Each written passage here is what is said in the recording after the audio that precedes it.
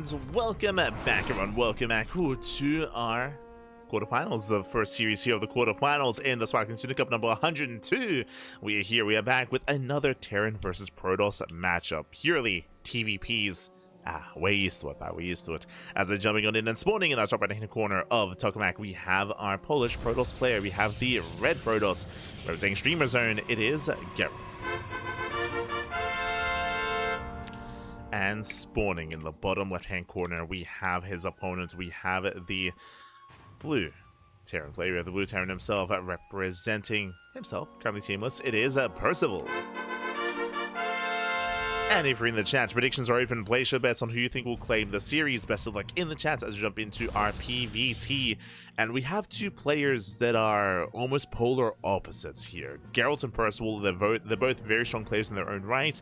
It was only a couple days ago where Gerald did take down Bjorn, but we've spoken about this before. Gerald, he has beaten players like Bjorn, he's beaten players like Cure. Gerald has some killer PVT, specifically in a longer and later game.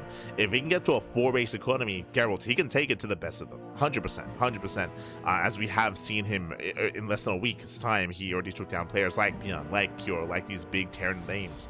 Gerald, he can pop off. On the flip side, Percival, he's hyper aggressive. Double gas opener, by the way. But we often see Percival committing to 2-base all-ins. I feel like Gerald is ideal against Bjorn just because Bjorn, he's known for the mid-game, he's known for expanding, he's known for getting a 3rd CC. Bjorn is known for not going for all-ins in this matchup. Meanwhile, Percival is the opposite. Percival, he's known for being hyper-aggressive, in your face, on a lower base count, looking to end things at a moment's notice. So we'll see if Gerald can survive. If he can survive the early to mid game, then Gerald, I will give him the edge, I will give him the lead. Otherwise, it's going to be on Percival here to end things early. Oh boy. So best of luck with your predictions. For the time being, again, double gas opener going for the faster factory, so we have a more tech-heavy style here by Percival. Of course, Gerald does scout, he does confirm the timing of the factory as well, so Gerald knows. Gerald, he knows, he is aware, back at home, getting to his own standard opener as well. As alluded to Tokamak, I should talk about the map a little bit here. We have our tendencies from our players. We know that Gerald thrives in a longer game, Percival thrives in a shorter game, but the map itself is going to be favoring Gerald. Welcome to Tokamak. Tokamak is one of the largest maps in the map pool, the most defensive map in the map pool, known for being defensive, known for having a longer rush distance by ground, and known for having a more defendable 3rd and 4th base location. So it is easier to defend on a lower base count. We're easy to defend on 4 bases. The 5th base is a little bit more spread out, but by then, again, Gerald, he should be able to secure himself. We'll see if he can get there. Again, I do favor Gerald specifically on Tokamak, but we'll see what Percival's plan is going to be. As Percival does kite back. The Wylon is still up on the high ground. Ooh, the Hellion will fall, does trade Hellion for a Stalker. I mean, still a better trade for Percival as those minerals for gas. Ideally, Percival did want to preserve that Hellion. Behind the cycle production has begun, another Stalker is poking in. Does have high ground vision.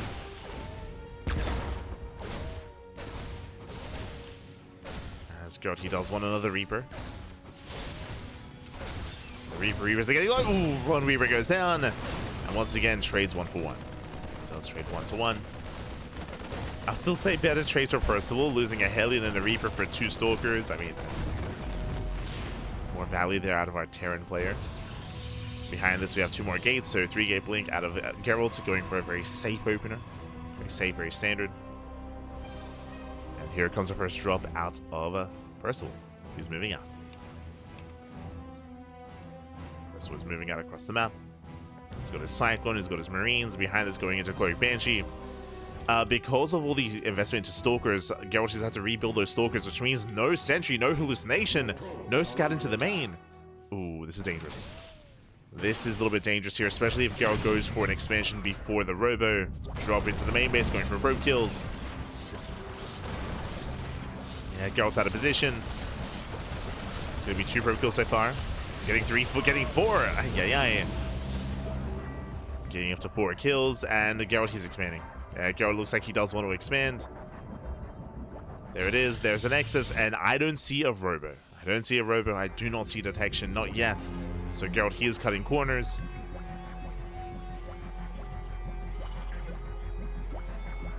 And remember, he has no Sentry, he has no Scout across the map. He's going for charge as well. I'm concerned he's going to get a Forge and get +1 and do all that without a Robo.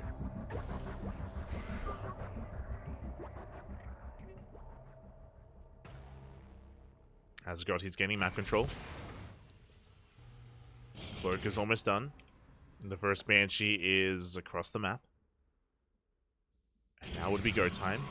There is a shield battery in the main base. You can see that there's partially shield battery defense here at the natural. But it looks like we are waiting for that second Banshee. Oh, that's going to be a Templar Archives before Robo as well. Oh, God. Oh, no. The stars are aligning. Here we go. 2 Banshees. It's go time. He's going to pull the trigger. 2 Banshees. That's the sweet spot. 2 Banshees, they one-shot probes. They one-shot workers. And 0 detection. So this is just free damage. There's no Robo, no Stargate, no Forge, no cannons, no Observer, no nothing. Now they do cloak prematurely. So some of the cloak is being wasted here. Does get 1, 2, 3 probes. Then hits the natural. Again, cloak is almost out for one of the Banshees. As we mentioned, was a little bit too premature. Wolves 9 mining. And we'll chase. And this is critical damage.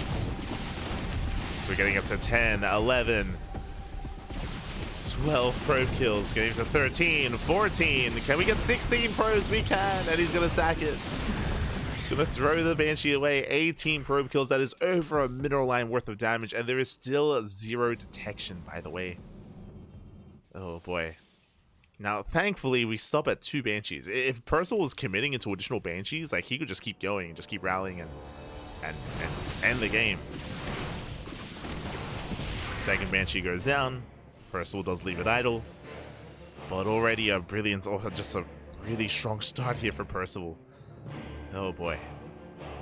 Behind this, Percival getting a 3rd CC, building up his own bio army.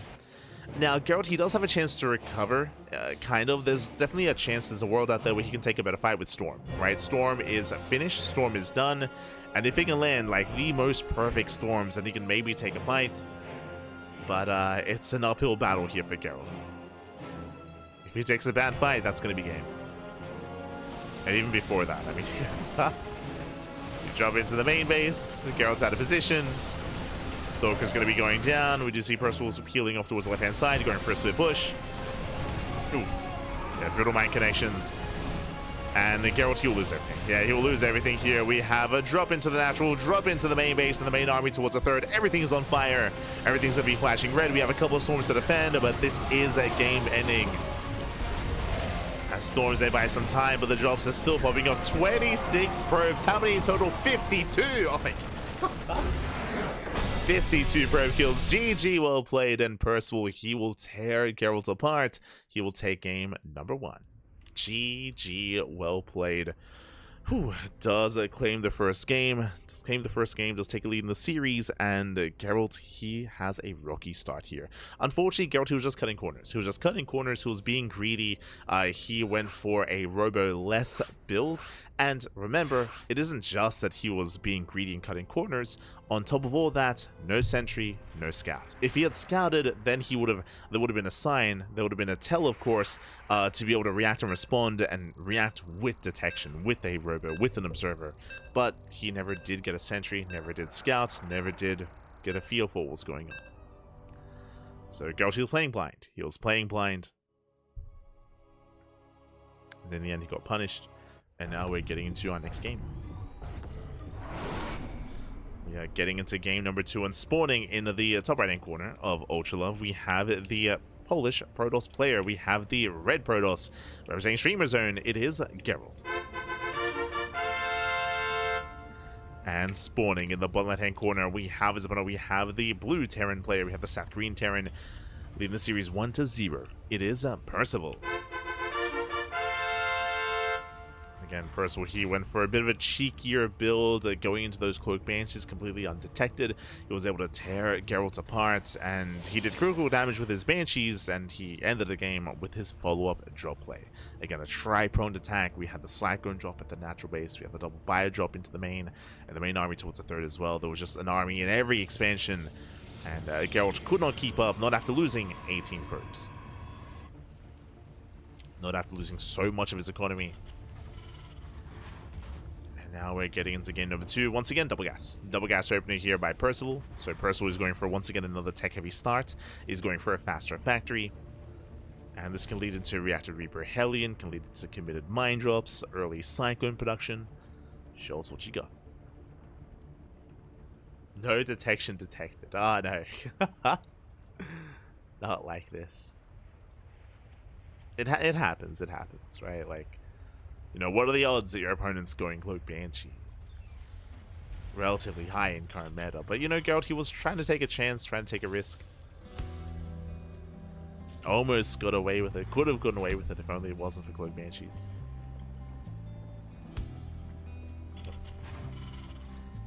Now though. Now that we're calming down.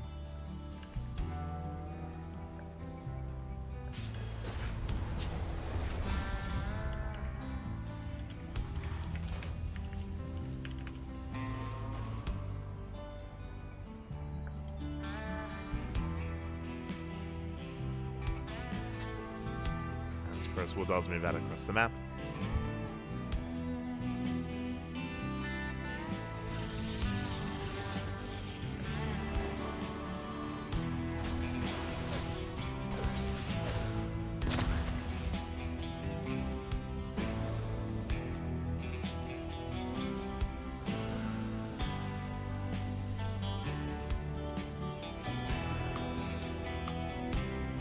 Let's move out for a moment. Behind this, we do have Percival claiming his own natural base. Is committing into Reaper Hellion, at least initially. We'll keep an eye on the tech lab. Starport's on the way. For now, we have our Twilight Council out of Gerald, so once again working towards Blink. I should also emphasize, welcome to Ultra Love. Ultra Love is one of the more aggressive maps in the map pool. This time we do have a sentry. This time there is a sentry opener. Okay. After what happened last game, Gerald, he's like, this time I'm scouting. So sentry base opener, which means we have plenty of hallucinations from the beginning. So Gerald, he will not be caught with his pants down. Meanwhile, the army does get into the mineral line. 1, 2. Ooh, the probes are lining up. Ay, ay, ay. 6 probe kills. 6 workers go down. Brutal damage. 4 shield on the ramp, thankfully. That's still 8 workers falling. As Reaper does get away. Hallucination to scout. Again, after what happened last game, Gerald, he's all about scouting.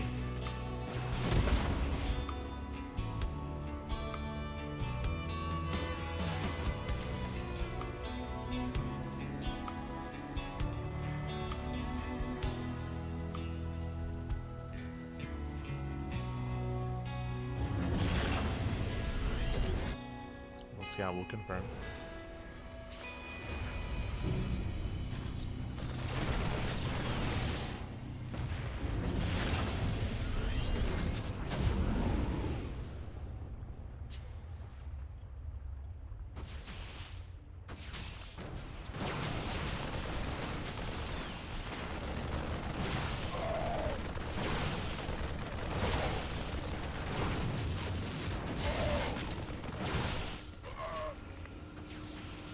Gerald, he's getting, well, he's trying to catch out some Marines, not bad. Does catch him out.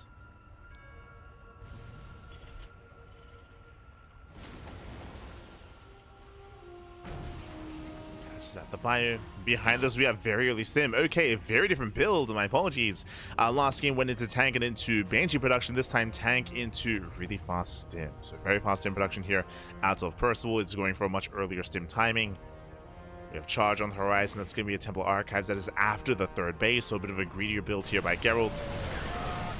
Going for the faster 3rd, now taking up in towards Storm. But what hits first? I believe it's going to be Stim.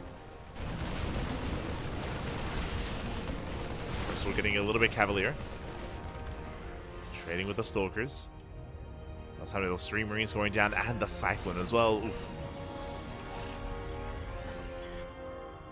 Stalkers are very low. But they do survive.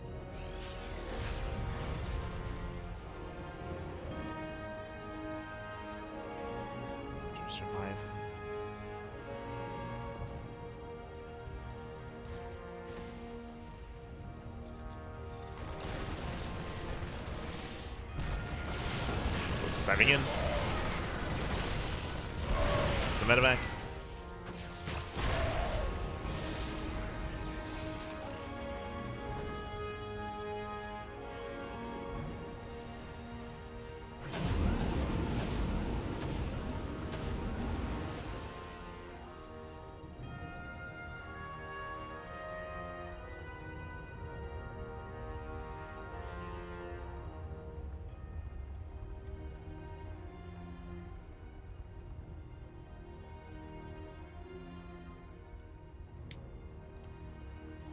Percival is being active. He's being active, getting across the map as well. He does stem in. Gerald, he does miss the move out. There are a couple of high Templar, but again, Storm is not ready for this. We spoke about that stem timing. Yeah, we spoke about it. Percival, he can just stem and win. He can claim the fight. Ooh, the Archon does. Oh my god, the Archon. The Archon does hold. Does hold on. God, he defends. Honestly, if Percival, if he moved out with everything, if he went for one massive move out, I don't think Gerald could stop him, but instead went for the drop, which means Storm is going to finish. Storm, it will finish up, and Gerald, he will hold. Gets both medevacs. Now, this will weaken the push. It weakens the move outs. And now Percival, he's going to be later with his push. Sure, he's sitting with +1, but now Storm is ready. How many Storms? 2 High Templar. 2 High Templar. So far, it looks like 2 Storms. So far, waiting for the NG overcharge. There we go. We have more Templar morphing in, getting up to 4. There's the NG overcharge.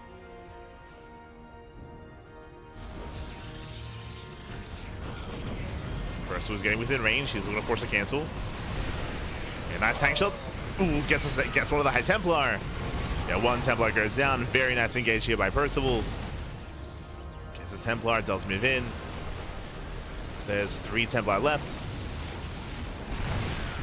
Percival, he's getting within range of the gateways. And you can see he's trying to bait the army, actually dropping over in towards that natural. Ah, but there's a warp in. Yeah, there's a warp in just in time. Ooh, gets a Templar. Gets all 3. No, he gets all 3. That was the only Storm. That was the only Storm. And Percival, he's done it. He's done it. 0 Templar remaining. 0 Storms remaining. Gerald, he's getting a 4th base, but it doesn't matter. It does not matter. Not anymore. We have Zealot run by. Gets caught by reinforcements. We see Gerald trying to come in from behind. He's going to get punished. Yeah, Stalkers are going down. These Stalkers are so vulnerable on their own. The Archon is close to going down as well. Ooh, a bit of friendly fire. Yeah, a bit of friendly fire, but alas, Percival, he will still take the fight. And he's going for the kill. Percival is going for the kill, going for the throat. He's sending it, man. He's sending it.